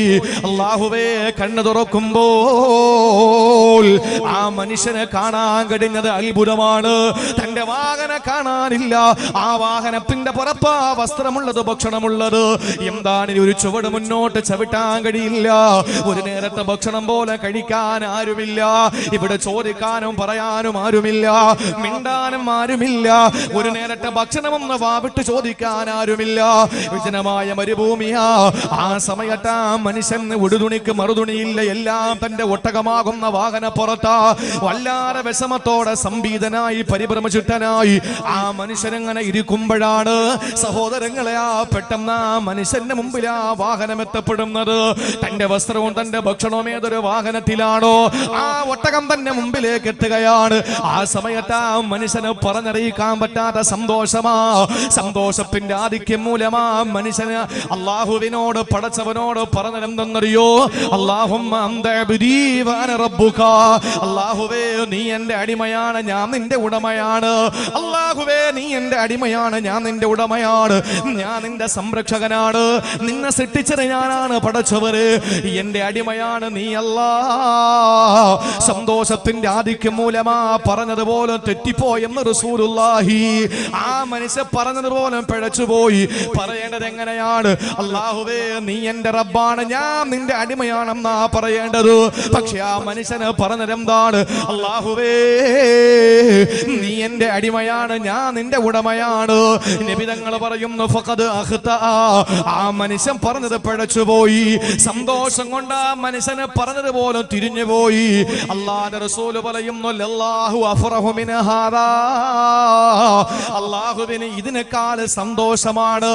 ഏറെ സന്തോഷം ഒരു മനുഷ്യനും നഷ്ടപ്പെട്ടു പോയ വാഹനം തിരിച്ചു കിട്ടിയപ്പോ അവന്റെ സ്ഥലകാലബോധം പോലും നഷ്ടപ്പെടുമാറ് ആ മനുഷ്യന് സംഭാഷണം നടത്തിയ രീതിയുണ്ടല്ലോ, അതിനേക്കാൾ സന്തോഷമാണ് പടച്ചവനൊരു മനുഷ്യൻ തൗബ ചെയ്യുമ്പോൾ, പശ്ചാത്തപിച്ച് റബ്ബിലേക്ക് മടങ്ങുമ്പോ ആ മനുഷ്യനോട് അള്ളാഹുവിനുണ്ടാകുന്ന സ്നേഹം ഈ മനുഷ്യനുണ്ടായ സ്നേഹത്തെ സന്തോഷത്തെക്കാൾ വലുതാണ് അള്ളാഹുവിനുണ്ടാകുന്ന സന്തോഷം. നമുക്കെന്താ മടി? അതുകൊണ്ട് എന്റെ പ്രിയപ്പെട്ടവരെ, പശ്ചാത്തപിച്ച് റബ്ബിലേക്ക് മടങ്ങുക. നിസ്കാരം പാപം പൊറുക്കും, നോമ്പ് പാപം പൊറുക്കും, സ്വതക്ക പാപം പൊറുക്കും, മുസാഫാത്ത് ചെയ്യൽ പാപങ്ങൾ പൊറുക്കും. ഇതൊക്കെ പാപങ്ങൾ പൊറുപ്പിക്കുന്നതാ. തൗബയും പാപം പൊറുപ്പിക്കും. തൗബ ഒരിക്കലും എന്റെ പ്രിയപ്പെട്ടവരെ പാപം നിങ്ങളിപ്പോ ചിന്തിച്ചിട്ടുണ്ടാവും, അള്ളാഹു തൗബ ചെയ്യുന്നവരോട് സ്നേഹമുണ്ട്, അള്ളാഹു തൗബ ചെയ്യുന്നവരെ ഇഷ്ടപ്പെടുന്നു എന്ന് പറയുമ്പോ പാപം ചെയ്താലല്ലേ തൗബ ചെയ്യാൻ പറ്റൂ. അപ്പോൾ പാപം ചെയ്യുന്നതും അള്ളാഹുവിന് ഇഷ്ടമാണോ എന്നൊരു സംശയം ആരുടെയെങ്കിലും മനസ്സിലുണ്ടായെങ്കിൽ എന്റെ പ്രിയപ്പെട്ടവരെ അത് അബദ്ധമാണ്. പാപം ചെയ്യുക എന്ന് പറയുന്നതിന് പരിഹാരമല്ല തൗബ. അത് മനസ്സിലാക്കിയതിന്റെ കുഴപ്പമാണ്. നിസ്കാരം കൊണ്ട് പാപം പൊറുക്കൂലേ? നോമ്പ് പിടിച്ചാൽ പാപം പൊറുക്കൂലേ? രണ്ട് വിശ്വാസികൾ തമ്മിലൊന്ന് മുസാഫഹത്ത് ചെയ്താൽ 20 വിരലിനിടയിലൂടെ അവരുടെ പാപങ്ങൾ കൊഴിഞ്ഞു പോകുമെന്ന് ആദരവായ പ്രവാചകൻ നബി മുഹമ്മദ് മുസ്തഫ. തന്റെ പ്രിയപ്പെട്ട ഭാര്യയുടെ വായിലേക്ക് ഒരുള്ള ഭക്ഷണം എടുത്ത് ഉരുട്ടി വെച്ചു കൊടുത്താൽ അവരുടെ പാപം പുറത്തു കളയുമെന്നാണ്. തന്റെ മാതാവിന്റെ മുഖത്തേക്ക് സന്തോഷത്തോടെ അത് നോക്കിയിരുന്നാൽ അവന്റെ പാപങ്ങൾ പൊറുക്കപ്പെടുമെന്നാണ്. എന്റെ പ്രിയപ്പെട്ടവരെ, ഇതുപോലെ തൗബയും പാപങ്ങൾ പൊറുപ്പിക്കും. പക്ഷേ ആ തൗബ എന്ന് പറയുന്നത് ഒരു ഇബാദത്തായി നമ്മൾ കാണുക, നിസ്കാരം പോലെ മറ്റു. അതുകൊണ്ടാണ് ദിവസവും 100 പ്രാവശ്യം അള്ളാന്റെ റസൂൽ തൗബ ചെയ്യുമായിരുന്നു. പാപം ചെയ്തിട്ടാണോ? ആണോ? അല്ല. സ്വർഗം കൊണ്ട് സന്തോഷവാതറിയിക്കപ്പെട്ട 10 പേരിൽ ഒരാളല്ലേ, പ്രമുഖനല്ലേ, പ്രഥമ മനുഷ്യനല്ലേ, മഹാനായ സയ്യിദുനാ അബൂബക്കർ സിദ്ദീഖ് റളിയല്ലാഹു തആല അൻഹു. അബൂബക്കർ സിദ്ദീഖ് റളിയല്ലാഹു തആല അൻഹുവിന്റെ മുഖത്ത് നോക്കിയിട്ട് അല്ലാഹുവിന്റെ റസൂലാണ് പറഞ്ഞത്, അന്ത ഫിൽ ജന്നതി യാ അബൂബക്കർ. അബൂബക്കറേ, നീ സ്വർഗ്ഗത്തിലാണ്, സംശയമില്ല.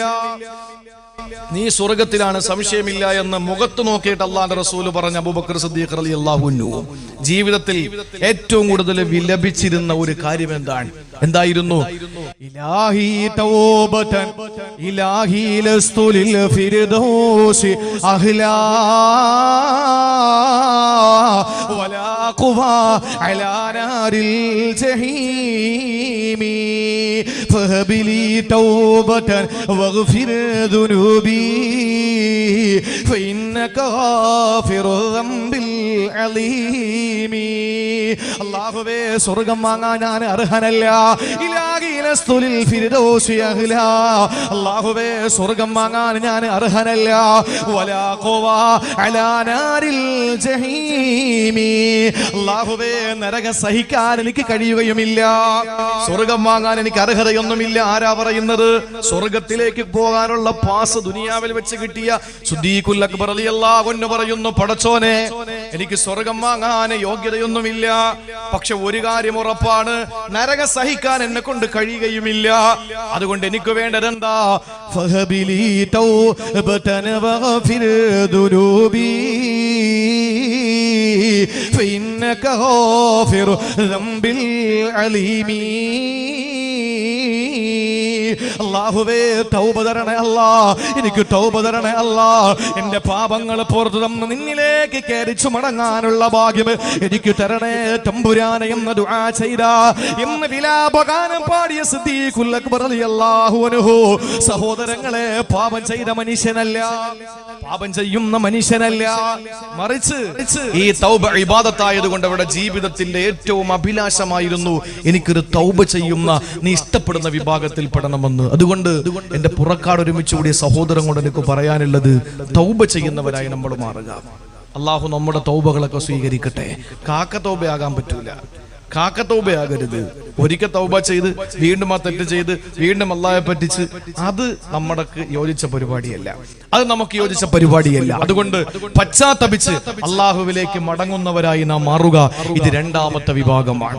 ഞാൻ ചുരുക്കി പറയുന്നു, ഒരു വിഭാഗം അല്ലെങ്കിൽ ഒന്നുകൂടി 2 വിഭാഗം കൂടി പറഞ്ഞ് നമുക്ക് ഇൻഷാ അല്ലാഹ് ദുആ ചെയ്യണം. ബാക്കി 4 നമുക്ക് ഞാൻ പറഞ്ഞ ഭാഗത്ത് മണ്ണഞ്ചേരിയിൽ ഒക്ടോബർ 2 തീയതി ബഹുമാനനായ പാണക്കാട് മുനവ്വർ അലി ശിഹാബ് തങ്ങൾ ശിലാസ്ഥാപനം നിർവഹിക്കുന്ന ധന്യമായ ആ വേദിയിൽ നമുക്ക് ഇൻഷാ അല്ലാഹ് പ്രതിപാദിക്കാം. ഒക്ടോബർ 2 തീയതി എല്ലാവരും ഇൻഷാ അല്ലാഹ് മണ്ണഞ്ചേരിയിൽ എല്ലാവരും എത്തിച്ചേരുക.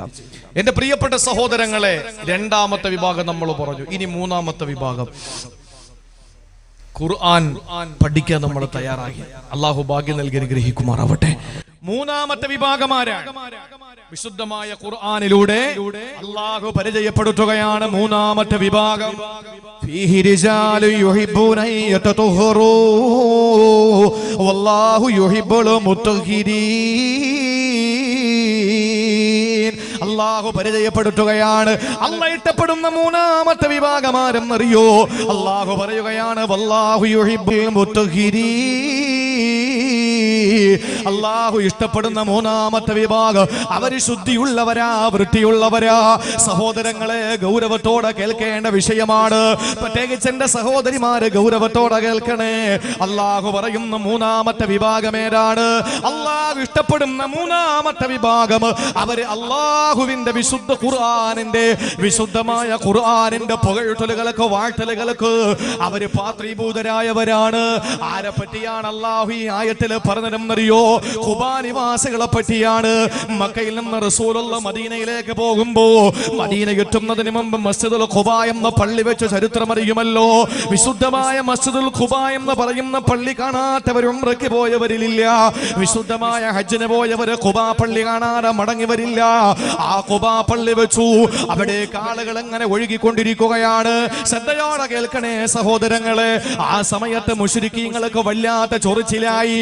ആളുകളെ കൂടുന്നത് കണ്ടപ്പോ, ആളുകൾ ഒഴുകിക്കൂടുന്നത് കണ്ടപ്പോൾ അവർക്ക് വല്ലാത്ത ഭയമായി. ഈ ആളുകളുടെ ഒഴുക്കൊന്ന് നിൽക്കണം, അതിനെന്താ പരിപാടി ചെയ്യേണ്ടത്? മറ്റൊരു സമാന്തര പള്ളി വെക്കുക. ഇന്ന് നടക്കുന്നല്ലോ സഹോദരങ്ങളെ. ഒരു നാട്ടിലൊരു പള്ളി വന്നാൽ അവിടേക്ക് ആളുകൾ ഒഴുകിക്കൊണ്ടിരിക്കുമ്പോ അത് തടയാൻ വേണ്ടിയിട്ട് അടുത്ത് പള്ളി വെച്ചാൽ ആ പള്ളിയെ പറ്റിയിട്ട് അള്ളാന്റെ പരിശുദ്ധമായ ഖുർആനും മസ്ജിദുൽ ഇറാർ എന്ന് പറയുന്ന പരിശുദ്ധമായ ഖുബാ പള്ളിയിലേക്ക് ജനങ്ങളുടെ ഒഴുക്ക് തടയുക എന്ന ലക്ഷ്യത്തോടു കൂടി വെച്ച പള്ളിക്കാരെ പറ്റിയിട്ട് അല്ലാഹ് പറഞ്ഞത് എന്താണ്? അവര് തഖ്വയിൽ ദിട്ടമായ രീതിയിലല്ല അവര് പള്ളി വെച്ചത്. നബിയെ, അള്ളാഹുവിന്റെ റസൂലിന്റെ മുന്നിൽ അവർ വന്നിട്ട് പറഞ്ഞു, ഞങ്ങൾ പള്ളി വെച്ചു. അവർക്കറിയാം, പള്ളി വെച്ചാൽ ആളുകൾ അങ്ങോട്ട് വരണമെങ്കിൽ അത് ഉദ്ഘാടനം ചെയ്യേണ്ടത് മഹാനായ പ്രവാചകനായിരിക്കണം. അങ്ങനെ നബിയുടെ അടുത്ത് വന്നിട്ട് പറഞ്ഞു, നിങ്ങൾ പള്ളി ഉദ്ഘാടനം ചെയ്യണം. റസൂലുള്ള ഒരു പള്ളിയല്ലേ, നിസ്കരിക്കാൻ വേണ്ടിയിട്ടല്ലേ? അള്ളാഹുവിന്റെ റസൂൽ സമ്മതിച്ചു. പോകാൻ വേണ്ടി ഇറങ്ങുമ്പോൾ ജിബ്രീൽ വന്നിട്ട് പറഞ്ഞു, നബിയേ, നിങ്ങൾ ഇപ്പൊ നിസ്കരിച്ച പള്ളി അവിടെ തന്നെ നിസ്കരിച്ചാൽ മതി, അത് തഖ്വയിൽ അധിഷ്ഠിതമല്ല, അവിടെ നിങ്ങൾ പോകണ്ട. അള്ളാഹുവിന്റെ റസൂല് ആ യാത്ര മാറ്റിവെച്ചു, പോയില്ല.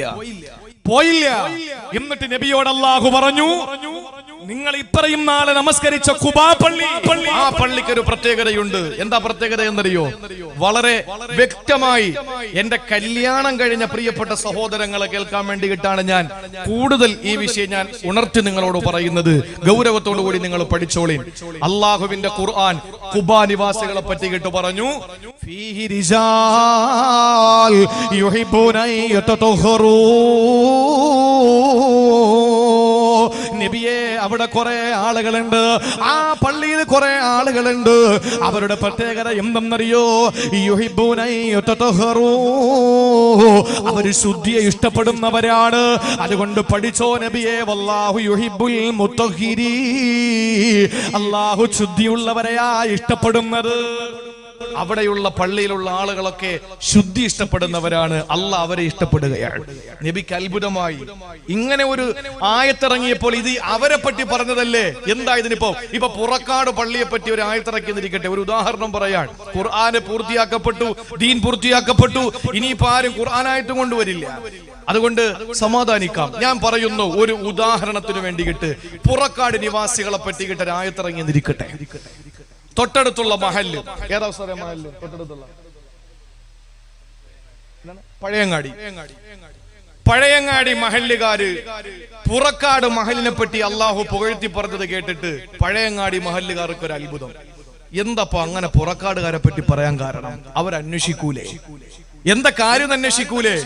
മസ്ജിദ് ഖുബായിലെ ആളുകളെ പറ്റിയിട്ട് അള്ളാഹു പറഞ്ഞു, അവര് അള്ളാഹു വൃത്തിയുള്ളവരെയാണ് ഇഷ്ടപ്പെടുന്നത് എന്ന് പറഞ്ഞപ്പോ അള്ളാന്റെ റസൂല് ഓടി വന്നിട്ട് അവരോട് തന്നെ ചോദിച്ചു, നിങ്ങളെ പറ്റി അള്ളാഹു പാടി പുകഴ്ത്തിയല്ലോ, എന്താ കാരണം? അവര് പറഞ്ഞു, ഞങ്ങൾ രണ്ട് കാര്യം ചെയ്യും. ഉണർന്നിരുന്ന് കേട്ടോളീ, അള്ളാഹു ഇഷ്ടപ്പെടണമെങ്കിൽ ഈ രണ്ട് കാര്യം ചെയ്തോ. രണ്ട് കാര്യം വ്യക്തമായി മനസ്സിലാക്കണം, പാലിക്കപ്പെടാതെ പോകരുത്. അള്ളാഹു നമുക്ക് അതിനുള്ള ഭാഗ്യം തരട്ടെ. അള്ളാഹ് ഇഷ്ടപ്പെടും. രണ്ട് കാര്യം നിങ്ങൾ ചെയ്താൽ മതി. അതാണ് മൂന്നാമത്തെ വിഭാഗം. ഏതൊക്കെയാ? ഖുബാ നിവാസികളോട് ചോദിച്ചു, എന്താ നിങ്ങളെ പറ്റിയിട്ട് അള്ളാഹു നല്ല രീതിയിൽ പുകഴ്ത്തിയിട്ട് ശുദ്ധിയുള്ളവരാണെന്ന് പറഞ്ഞല്ലോ, അള്ളാഹു നിങ്ങളെ ഇഷ്ടപ്പെടുന്നു എന്ന് പറഞ്ഞല്ലോ, എന്താ നിങ്ങളുടെ കാര്യമെന്ന് ചോദിക്കുമ്പോ അവര് പറയുന്നു, നബിയേ, അള്ളാഹുവിന്റെ റസൂലേ, ഞങ്ങളുടെ ഒരു സ്വഭാവം എന്തെന്നറിയോ? നഗ്സിലു അന്നാ ഫറല ഗായിതി വല ബൗലി. നിങ്ങൾ മലമൂത്ര വിസർജനം ചെയ്തു കഴിഞ്ഞാൽ കല്ലും വെള്ളവും കൊണ്ട് ഞങ്ങൾ ശൗചം ചെയ്യുന്നവരാണ്. ഞങ്ങൾ മലമൂത്ര വിസർജനം ചെയ്താ ഞങ്ങൾ കല്ലും വെള്ളവും കൊണ്ട് ശൗചം ചെയ്യുന്നവരാണ്. ആദ്യമ കല്ലുകൊണ്ട് മലമൂത്ര വിസർജനത്തിന്റെ അടയാളങ്ങൾ നീക്കം ചെയ്തിട്ട് രണ്ടാമത് വെള്ളമൊഴിച്ച് ഞങ്ങൾ ശുദ്ധീകരണം വരുത്തുന്നതാ. സഹോദരങ്ങളെ, രണ്ടാമത്തെ കാരണം അവര് പറഞ്ഞതെന്തെന്നറിയോ? അത് കല്യാണം കഴിഞ്ഞ ദമ്പതിമാരെ ശ്രദ്ധയോടെ കേൾക്കാൻ വേണ്ടി കേട്ട് പറയുകയാണ്. അത് തമാശയായി നിങ്ങൾ എടുക്കണ്ട. എന്താണെന്നറിയോ? ഖുബാ നിവാസികൾ പറഞ്ഞു, ഇസ്തൻജൂന ബിൽ മായി വലാ യനാമൂന ബില്ലൈലി അലൽ ജനാബാ. ജനാബത്തുകാരായവരെ രാത്രി കിടന്നുറങ്ങുന്നവരല്ല. ജനാബത്തുകാരായി പാതിരാത്രി കിടന്നുറങ്ങുന്നവരല്ല ഖുബാ നിവാസികൾ. ഭാര്യയും ഭർത്താവും അവരുടെ ശാരീരിക ബന്ധത്തിൽ ഏർപ്പെട്ടതിന് ശേഷം ഭാര്യ പറയും, ഇപ്പൊ കുളിച്ചാൽ മുടി ഉണങ്ങൂല. അതാണ് കാരണം. നേരം വെളുക്കുമ്പോ ജലദോഷം പിടിക്കും. ഭർത്താവ് പറയുന്നു, എന്തായിരുന്നാലും ഓഫീസിൽ പോകാനുള്ളതല്ലേ, രാവിലെ ഒറ്റ കുളിയിൽ അങ്ങ് ഒതുക്കിക്കളയാം. രാത്രി മുഴുവനും ജനാപത്തുകാരിയായി കിടന്നുറങ്ങും. നിങ്ങൾക്കറിയോ, വെളുക്കുന്നത് വരെ മലക്കുകളുടെ ശാപത്തിനിരയായി കൊണ്ടിരിക്കുക. അള്ളാഹു കാത്തുരക്ഷിക്കട്ടെ. നേരം വെളുക്കുന്നു മരിച്ചുപോയാലോ ജനാപത്തുകാരായിട്ടായിരിക്കും മരിക്കുക. അള്ളാഹു നമ്മളെ കാത്തുരക്ഷിക്കട്ടെ. അതുകൊണ്ട് എന്റെ പ്രിയപ്പെട്ട സഹോദരങ്ങളെ, നമ്മുടെ ജീവിതത്തിലെ സന്തോഷത്തിന്റെ ദിനങ്ങൾ കഴിഞ്ഞാൽ ആ സെക്കൻഡിൽ നമ്മൾ കുളിക്കുക, എന്നിട്ട് നാം ഉറങ്ങുക. അതാണ് മര്യാദ, അതാണ് നാം ചെയ്യേണ്ടത്. ഖുബാ നിവാസികൾ അങ്ങനെയുള്ളവരാണ്. അവര് ടിഷ്യൂ പേപ്പർ ഉപയോഗിക്കുന്നവരല്ല. ഇന്നിപ്പോ അങ്ങനെയാണ്, പശുവിനെ കറക്കും പോലെയാണ് ടിഷ്യൂ പേപ്പർ വലിച്ചെടുക്കുന്ന. എയർപോർട്ടിൽ പോയി കഴിഞ്ഞാൽ ഇവൻ കട നടത്തുന്നവനാണ്. ഇവന്റെ കടയിൽ ആരെങ്കിലും വന്ന് ആഹാരം കഴിച്ചിട്ട് കൈ കഴുകാൻ വേണ്ടിയിട്ട് കൈ കഴുകിയിട്ട് തുടയ്ക്കാൻ വേണ്ടി വരുമ്പോൾ മൈക്രോസ്കോപ്പ് വെച്ചിട്ടാണ് ടിഷ്യൂ പേപ്പർ എടുത്ത് കൊടുക്കുന്നത്. ഒന്ന് ഒട്ടിയിരിക്കുന്നു നോക്കിയിട്ട് ഇങ്ങനെ നൂലിഴ പിടിച്ച് നോക്കിയിട്ട് അവരെന്നെ എടുത്തു കൊടുക്കുക. ഇവൻ തന്നെ എയർപോർട്ടിൽ ചെന്ന് കഴിഞ്ഞാൽ പൊതുമുതലല്ലേ, അവൻ ഇങ്ങനെ അങ്ങോട്ട് വലിക്കുകയാണ്. എന്നിട്ട് കാല് മുതൽ ഉച്ച തല വരെ അങ്ങനെ തുടച്ചു മാറ്റുകയാണ്. ഇല്ലേ, മലമൂത്ര വിസർജനം ചെയ്തിട്ട് ടിഷ്യൂ പേപ്പർ സംസ്കാരം, അത് ജൂതന്റെ സംസ്കാരമാണ്. അത് മുസ്ലിം ഉമ്മത്തിൽ കടന്നുകൂടിയിരിക്കുകയാണ്. ഇപ്പൊ കൈ കഴുകുക പോലും ഇല്ല. ഭക്ഷണം കഴിച്ച കൈ കഴുകില്ല, ടിഷ്യൂ പേപ്പർ എടുക്കും, തുടക്കം എഴുന്നിട്ട് ഓടുക ചെയ്യുന്നത്. എല്ലാം ജൂതന്മാരുടെ. നിങ്ങൾക്ക് ഒരു കഥ കൂടെ ഞാൻ പറഞ്ഞു തരാം, ആർക്കും വിഷമം തോന്നരുത്. ഞാൻ ഈ പുറക്കാട് പള്ളി തൊട്ടടുത്താണ്, അപ്പുറത്തല്ലേ, അപ്പുറത്ത് ഈ പള്ളിയിൽ ഞാൻ ഇടയ്ക്ക് ഞാൻ ഇതുവഴി പോകുമ്പോഴൊക്കെ സിയാറത്ത് ചെയ്യാൻ വേണ്ടി ഇറങ്ങിയിട്ടെന്നുള്ളത് അപ്പുറം ഞാൻ ഇവിടുത്തെ മഹല്ലത്ത് പള്ളി കണ്ടിട്ടില്ല. ഞാനൊരു കാര്യം നിങ്ങളോട് പറയാൻ, കാണാത്തത് കൊണ്ട് എനിക്ക് ധൈര്യമായിട്ട് ഇവിടെ പറയാം. എന്റെ പ്രിയപ്പെട്ട അല്ലെങ്കിൽ ധൈര്യത്തിന് കുറവൊന്നുമില്ല, ഞാൻ പറയാണ്, മുസ്ലിം സ്പെയിൻ ഇസ്ലാമിന്റെ നാഗരികതയായിരുന്നു. നിങ്ങൾ മനസ്സിലാക്കാൻ വേണ്ടി ഒരു കാര്യം ഞാൻ പറയാം. നമ്മുടെ അധപ്പതനം ഈ വിഷയത്തോട് ബന്ധപ്പെട്ടാണ് എനിക്ക് ചില വ്യക്തമായ പരാമർശങ്ങൾ നിങ്ങൾ നടത്താനുള്ളത്. ഈ പറയുന്ന കാര്യം വളരെ വ്യക്തമായി നിങ്ങൾ കേൾക്കണം. ഇസ്ലാമിക നാഗരികതയായിരുന്നു മുസ്ലിം സ്പെയിന്. അള്ളാഹുവിന്റെ പള്ളികൾ, അറബി കോളേജുകൾ, അമ്പരചുംബികളായ മിനാരങ്ങൾ, ആ പരിശുദ്ധമായ മുസ്ലിം സ്പെയിൻ ഇന്ന് ക്രൈസ്തവ ലോബിയുടെ കയ്യിലാണ്. അള്ളാഹുവിന് സുജൂദ് ചെയ്ത പള്ളികൾ ഇന്ന് ബാറുകളാണ്. നിങ്ങൾ മനസ്സിലാക്കണം. വിശുദ്ധമായ ഖുർആനും ഹദീസുകളും പാരായണം ചെയ്തിരുന്ന അറബി കോളേജിന്റെ കുതുബ് ഖാനകൾ ഇന്നത്തെ മ്യൂസിയമാണ്. എന്റെ പ്രിയപ്പെട്ട സഹോദരങ്ങളെ, ആ പള്ളിയിലും ആ കുതുബ് ഖാനയിലെ ഇന്നത്തെ ലൈബ്രറിയിലും ബുഖാരി പഠിപ്പിക്കുന്നുണ്ട് ഇന്നും, മുസ്ലിം പഠിപ്പിക്കുന്നുണ്ട് ഇന്നും, ഖുർആൻ പഠിപ്പിക്കുന്നുണ്ട് ഇന്നും.